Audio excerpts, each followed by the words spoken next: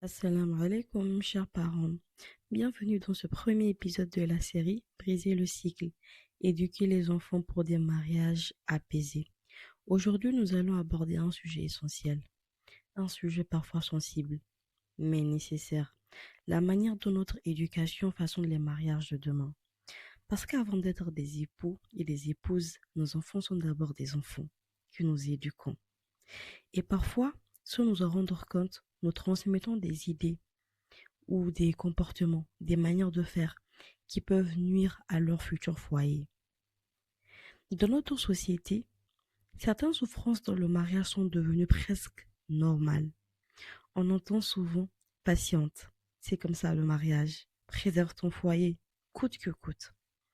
Et ces phrases, elles sont dites le plus souvent aux femmes.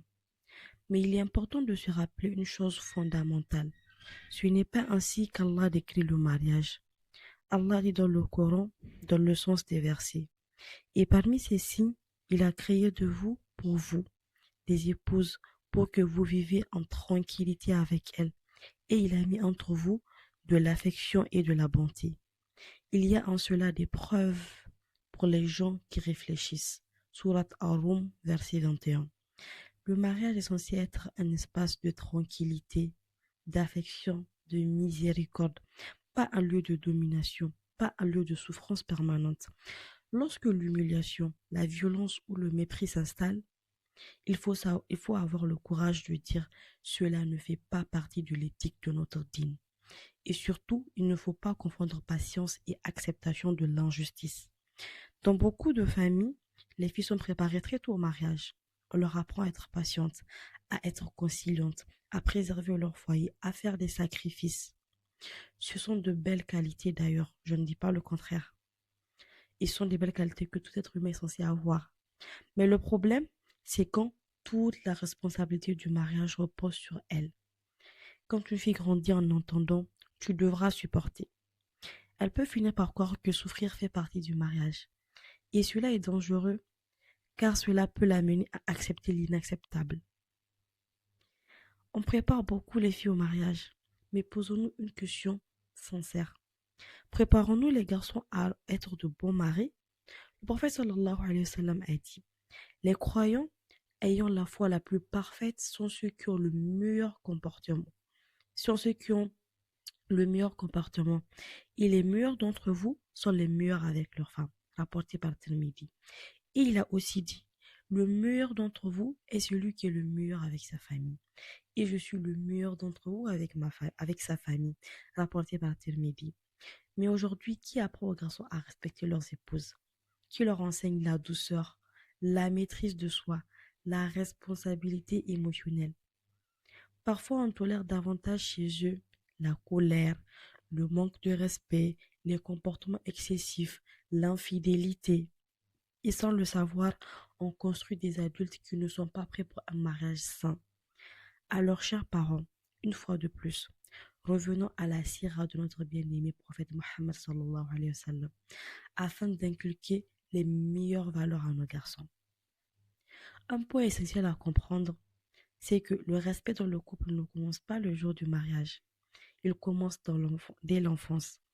Un garçon apprend à respecter sa future épouse lorsqu'il apprend à respecter sa mère, ses sœurs et les femmes autour de lui. Mais surtout en observant. Il observe son père. Il observe les relations dans le foyer de ses parents. Si un enfant grandit dans un environnement où les femmes sont respectées, leur parole est écoutée, leur dignité est préservée, alors cela devient sa norme. Mais bien évidemment, s'il grandit dans le mépris, cela deviendra également sa norme. Si nous voulons des mariages apaisés demain, alors il faut agir aujourd'hui. Il ne suffit pas d'éduquer de bonnes épouses, il faut aussi éduquer de bons époux. Le respect, la patience, la bienveillance ne sont pas des qualités féminines, ce sont des valeurs humaines. Elles doivent être transmises à tous nos enfants. Un garçon doit comprendre que le mariage est une responsabilité, que l'épouse est une amana, un dépôt d'Allah, et que la douceur est une force, pas une faiblesse. La réalité, c'est que le mariage ne commence pas le jour du mariage, il commence dans l'éducation, dans les valeurs transmises, dans les exemples que nous donnons. Si nous voulons des foyers apaisés, de couples équilibrés, des relations basées sur la miséricorde. Alors nous devons éduquer les filles à respecter leur mari, à être conscientes de leurs valeurs.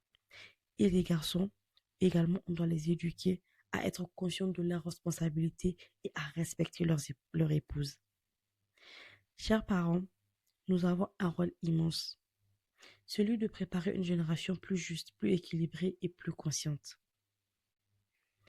C'est ainsi que s'achève l'épisode du jour. Vous trouverez dans la description le lien vers l'article complet et aussi plus détaillé de cet épisode. N'hésitez pas à le lire. Si cet épisode vous a parlé et qu'il vous a plu, partagez-le autour de vous et abonnez-vous pour ne rien manquer des prochains épisodes. Assalamu alaikum.